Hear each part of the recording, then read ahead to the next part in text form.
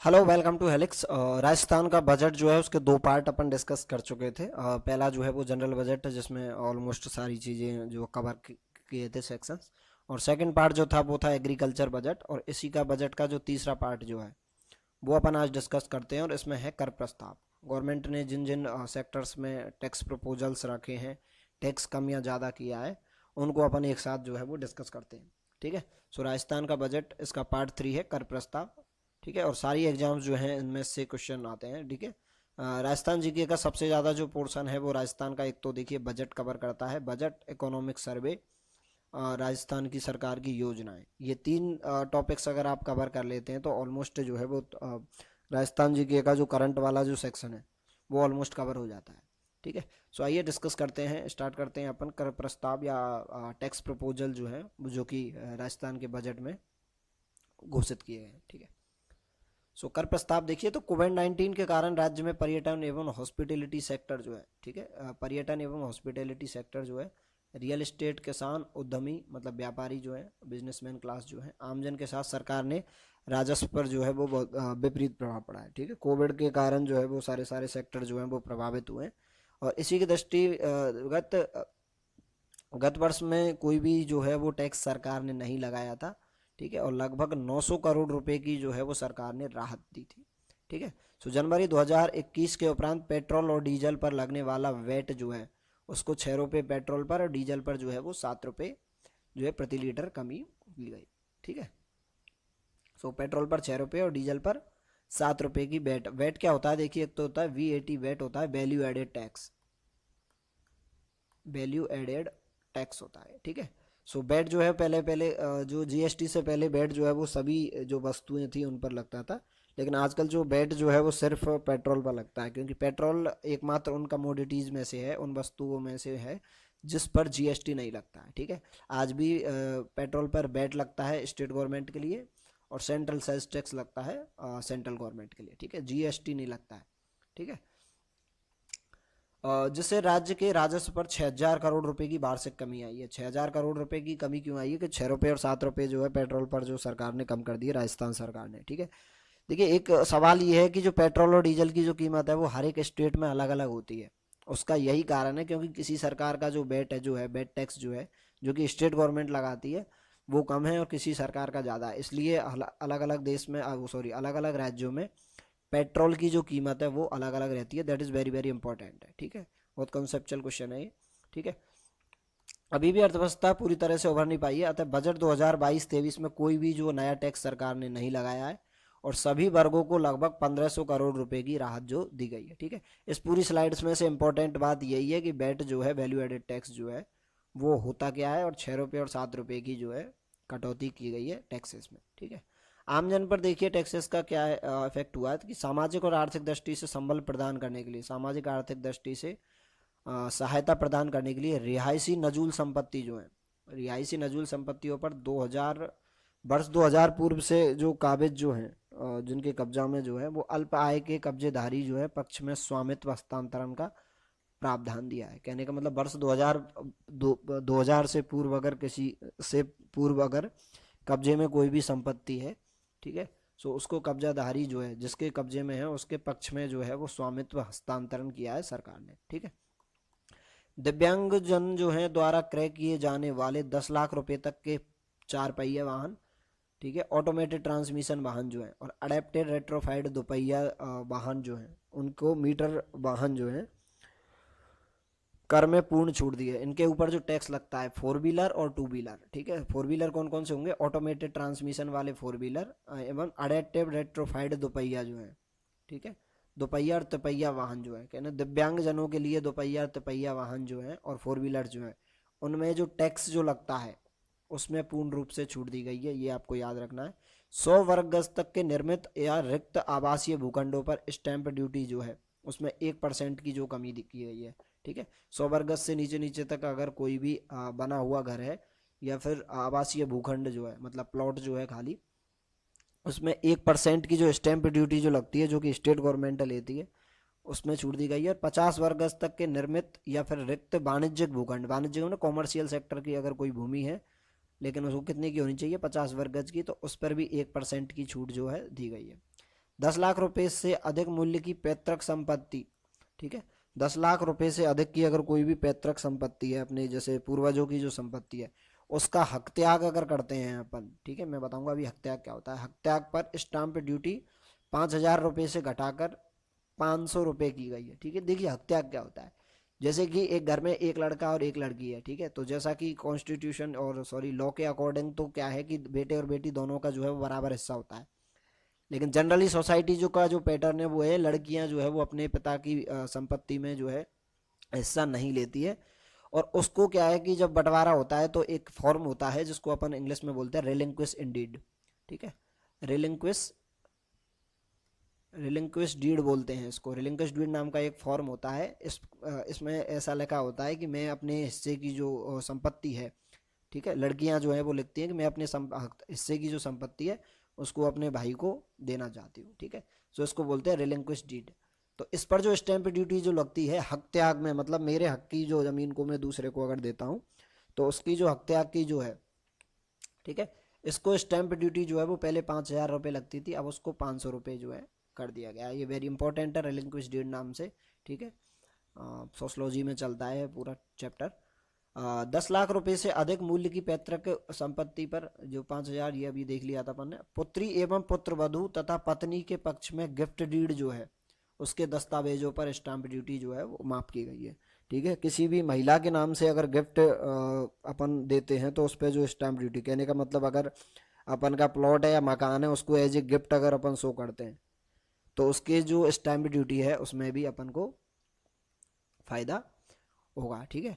राज्य के 60 वर्षों से अधिक उम्र के वृद्धजन जो है उनकी अचल संपत्ति जो है उसके क्रय दस्तावेजों में स्टैम्प ड्यूटी पर 6% से घटाकर 5%, ठीक है। अगर कोई 60 वर्ष से ज़्यादा का है और वो अगर कोई भी भूमि अगर खरीदता है तो उसको पहले 6% जो टैक्स वो देना होता था, अब वो है वो 5% ही देना पड़ेगा, ठीक है। और पंजीयन शुल्क जो है वो 1% से घटाकर 0.5% शुल्क कर दिया गया है।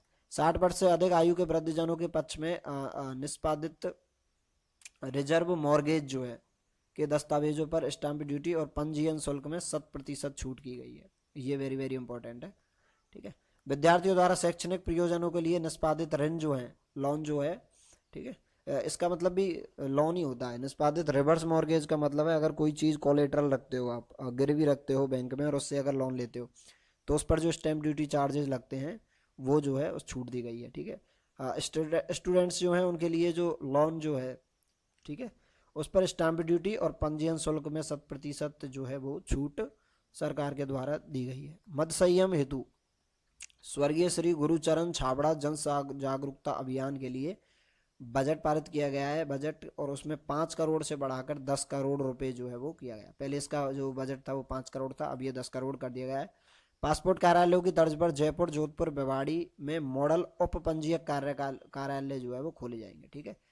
ये वेरी वेरी इंपॉर्टेंट है। वाणिज्यिक कर मुख्यालय पर 100 करोड़ रुपए के tax facilitation and support centre स्थापित किया गया है, ठीक है, जिसमें जयपुर के अतिरिक्त एक और अतिरिक्त क्षेत्रीय परिवहन कार्यालय जो है खोला जाएगा, ठीक है। जयपुर में जो परिवहन कार्यालय जो है उसके अतिरिक्त एक क्षेत्रीय कार्यालय और खोला जाएगा, ठीक है। एग्रीकल्चर से रिलेटेड देखिए क्या है प्रावधान।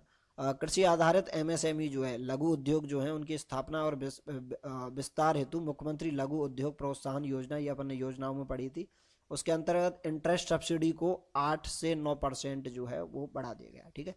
इंटरेस्ट सब्सिडी मतलब ब्याज जो है उस पर अनुदान मिलता है, सब्सिडी जो मिलती थी पहले वो 8% मिलती थी, अब वो है 9% जो है मिलेगी। मंडी शुल्क जो होता है, मंडी शुल्क, आवंटन शुल्क आदि की ब्याज माफी योजना 2019 की अवधि जो है वो 30 सितंबर 2022 तक बढ़ा दी गई है। मंडी प्रांगणों में व्यापारियों के 2010 से पूर्व लंबित प्रार्थना पत्रों के आरक्षित दंड पर भूखंड का जो है वो आवंटन किया गया है। वर्ष 2021 और 2022 जो है, जो कि इस बजट में घोषित नवीन मंडियों के मिनी फूड पार्क के लिए सरकारी भूमियों का निःशुल्क आवंटन किया गया। मिनी फूड पार्क जो है वो बनाए जाएंगे, 2-3 जगह तो बना दिए गए हैं, उनके लिए जो भूमि आवंटन है वो निःशुल्क किया जाएगा। और 31 मार्च 2022 से देय कृषक कल्याण शुल्क छूट में एक वर्ष को और बढ़ा दिया गया है, ठीक है। मतलब ये पहले 2021 में ख़त्म हो रही थी, अब ये 2022 तक चलेगी, ठीक है। टूरिज्म और हॉस्पिटैलिटी सेक्टर के उद्योग को जो है वो दर्जा दिया गया है और जाकर इस क्षेत्र की वर्षों की लंबित मांग जो है जो पहले से जो इसकी सेक्टर की जो मांग चल रही थी उनको पूरा किया गया है। और राजस्थान रूरल टूरिज्म स्कीम जो है वो लाई गई है इसी के लिए, ठीक है।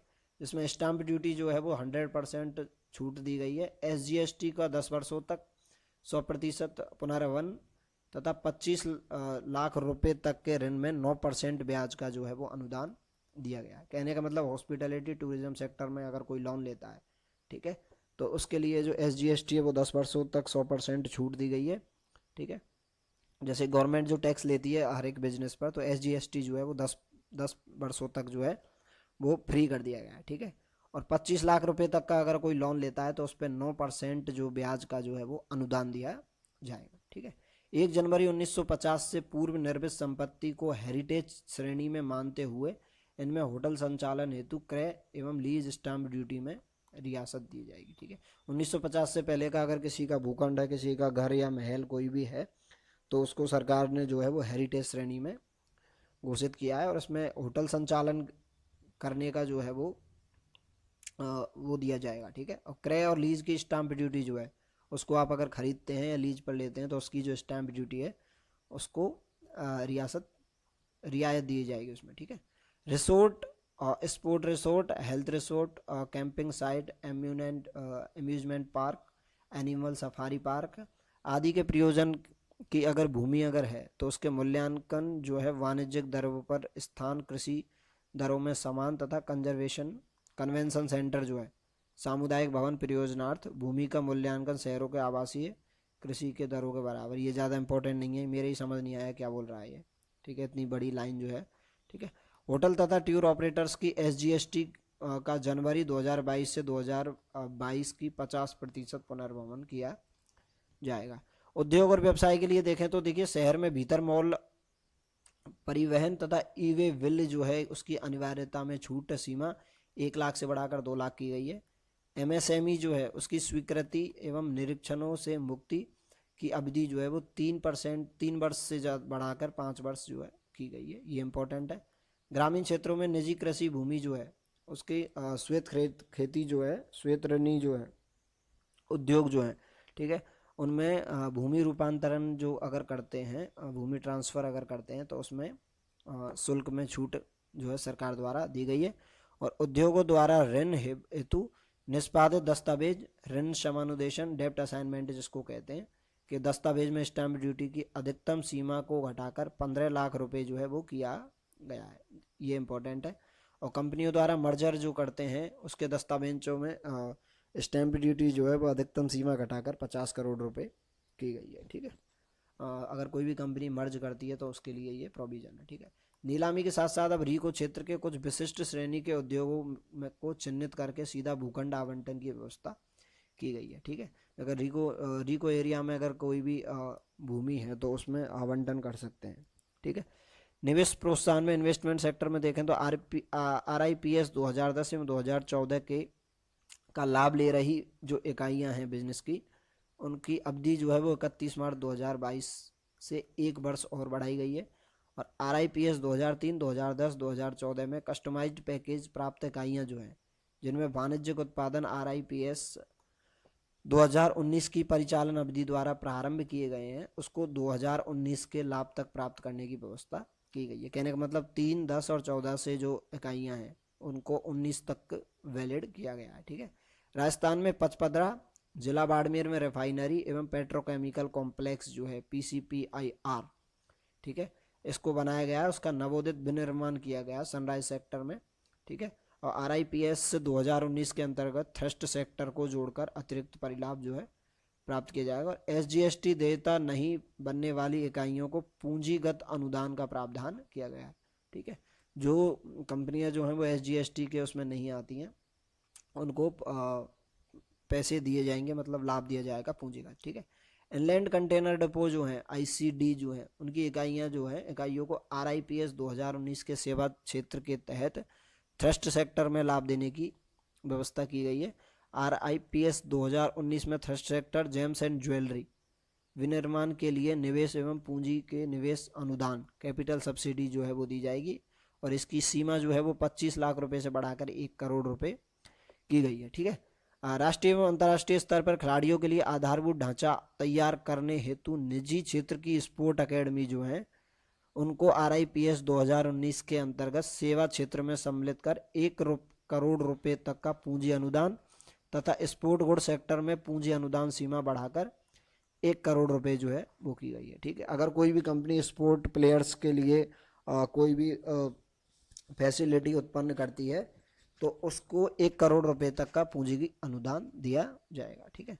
राजस्थान इन्वेस्टमेंट प्रमोशन स्कीम 2022 जो है वो लाई जाएगी, जिसमें SGST के पुनर्भरण, ठीक है, SGST का फिलिंग जो है उसके विकल्प के रूप में पूंजीगत अनुदान, उत्पादन लिंक प्रोत्साहन, कार्यालय आधारित प्रोत्साहन प्रणाली और ऑटो डिस्बर्सल प्रणाली जो है, स्टाम्प ड्यूटी जो है, इनमें 100% छूट दी जाएगी। ठीक है। मुख्यमंत्री लघु उद्योग प्रोत्साहन योजना जो अपन ने पढ़ी थी, इसका 150 करोड़ रुपए का जो प्रावधान जो है वो सरकार ने किया है। STSC के लिए देखिए क्या प्रावधान है। डॉक्टर भीमराव अंबेडकर राजस्थान दलित आदिवासी उद्यम प्रोत्साहन योजना द्वारा 2022 ये लाई जाएगी, जिसके तहत वंचित वर्ग जो है उसके उद्यम स्थापित करने के लिए 100 करोड़ रुपए का इंक्यूबेशन कम ट्रेनिंग सेंटर स्थापित किया जाएगा और इसके संचालन के लिए CI DICCI सहयोग करने की स्थापना करी जाएगी। रीको क्षेत्र में भूखंड क्षेत्रफल की जो सीमा है वो 2000 से बढ़ाकर 4000 वर्ग मीटर तथा आवंटन में आरक्षण 5% से बढ़ाकर 6% किया गया है। भूमि आवंटन की किस्तों पर ब्याज में पूर्ण छूट एवं भूमि रूपांतरण शुल्क में 75% का छूट दी गई है। जमीन खरीद, लीज एवं ऋण दस्तावेजों पर स्टाम्प ड्यूटी जो है वो 100%।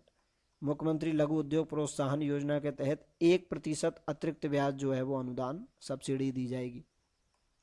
SGST का 7 वर्षों तक 100% पुनर्भरण किया जाएगा।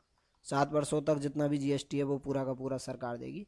एमनेस्टी योजना में क्या है देखिए कि बकाया मांगों से संबंधित सस्ती एवं ब्याज छूट तथा मूल राशि में रियायत के साथ प्रक्रियाओं का सरलीकरण कर विभिन्न वर्गों को इनके निस्तारण एवं अवसर प्रदान करने हेतु निम्नांकित विभाग जो है, ये जो विभाग है, ठीक है, वाणिज्यिक कर विभाग है, इसमें बिक्री कर और वेट एंट्री इनको फ्री किया जाएगा। रजिस्ट्रेशन एवं स्टाम्प ड्यूटी, रीको, परिवहन, आबकारी, उपनिवेशन, खनन, विद्युत निगम और विद्युत सतर्कता जांच प्रतिवेदन, इनके अंदर योजनाएं चलाई जाएंगी। रियल एस्टेट के में देखिए क्या किया गया है। रियल एस्टेट में बड़े क्षेत्रफल एवं आवासीय वाणिज्यिक भूखंड का मूल्यांकन जो है वो DIC में रियायत दी जाएगी। मल्टी स्टोरी भवनों में 50 लाख रुपए तक के फ्लैट की खरीद पर स्टाम्प ड्यूटी 2% छूट दी जाएगी और इसकी अवधि है 21 मार्च 2023 तक बढ़ाई जाएगी। संपत्तियों के 1 से 3 वर्ष के भीतर पुनः विक्रय पर पश्चावर्ती विक्रय दस्तावेजों पर स्टाम्प ड्यूटी 6। कहने का मतलब कि मैंने अगर कोई संपत्ति खरीदी और अगर 3 वर्ष तक मैं अगर उसको दोबारा बेचता हूँ, ठीक है, तो उसमें जो स्टाम्प ड्यूटी है उसमें जो है छूट दी जाएगी। ठीक है।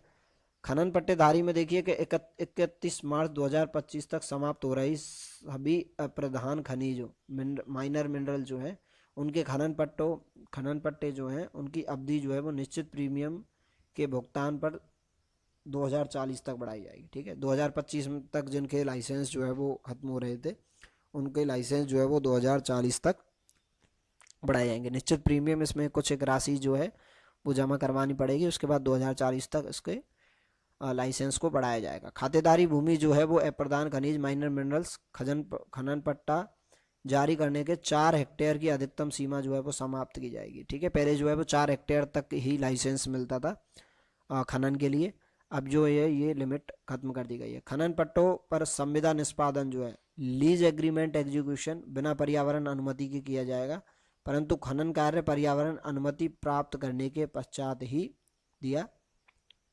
जाएगा। ठीक है। अप्रधान खनिज जो हैं उनके खनन पट्टों का हस्तांतरण पर किए जाने वाले प्रीमियम की अधिकतम सीमा 10 लाख रुपए से घटाकर 5 लाख रुपए, पहले जो 10 लाख हुआ करती थी अब ये 5 लाख, तो इतना ही आएगा। इसमें क्वेश्चन की 10 कितनी जो है वो लिमिट है कम की गई है। ठीक है। और लाइसेंस की जो फीस जो है वो 10 गुना से घटाकर 5 गुना की जाएगी। तो देखिए यहाँ से भी 10 से 5 है और यहाँ भी 10 से 5 है, तो ये याद करने में आसानी रहेगी। ठीक है।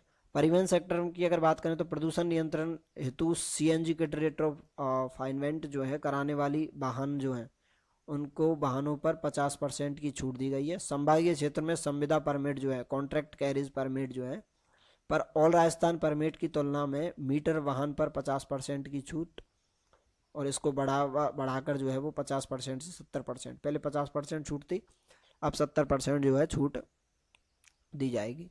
स्टेज कैरिज जो बस हैं उनके लिए अप्रैल से फरवरी माह तक नियमित रूप से कर जमा कराने पर मार्च माह में देय मोटर वाहन कर में 25% की छूट। जो मार्च महीने में जो टैक्स दिया जाता था वो अगर टैक्स जमा करवा देते हैं नियमित रूप से, जो है पहले हर साल जो है वो जमा करवा रहे हैं, तो उनको 25% जो छूट दी जाएगी मार्च में जो टैक्स लगेगा उस पर। ठीक है। आरसी सरेंडर की अधिकतम अवधि बढ़ाकर एक कैलेंडर वर्ष में 180 दिवस की जाएगी। मीडिया में देखिए, मीडिया में ज़्यादा कुछ है नहीं है। मीडिया को आवंटित भूमि पर निर्मित भवन को सबलेट करने की जो सीमा है उसका बिल्डअप एरिया जो है वो 40% से बढ़ाकर 60% तक किया गया है। ठीक है। सो कहने का मतलब मीडिया की आवंटित भूमि, मीडिया के लिए जो भूमि जो दी गई है उसका जो भवन जो है उसको सबलेट करने का, कहने का मतलब अपना जो भवन है, अपनी जो बिल्डिंग है उसको आप किराए पर दे सकते हो। ठीक है। तो वो जो है वो पहले 40% की लिमिट थी, 40% आप भूमि जो किराए पर दे सकते हो, अब वो 40% से बढ़ाकर 60% की गई है। ठीक है। सो ये टैक्स प्रपोजल्स थे 2022 के जो टैक्स सिस्टम जो है, ठीक है, जो कि प्रपोज किया गया था बजट में। ठीक है। और इसी के साथ अपना जो पूरा जो बजट है वो ऑलमोस्ट कंप्लीट हो चुका है, जिससे एग्जाम में क्वेश्चंस आ सकते हैं। ठीक है। सो ये हेलेक्स एजुकेशन अपना यूट्यूब चैनल है, इसको लाइक सब्सक्राइब और शेयर कीजिए। ठीक है। और ये इंस्टाग्राम अकाउंट्स हैं, आप इनको फॉलो कर सकते हैं मोर इन्फॉर्मेशन के लिए। So thank you for watching.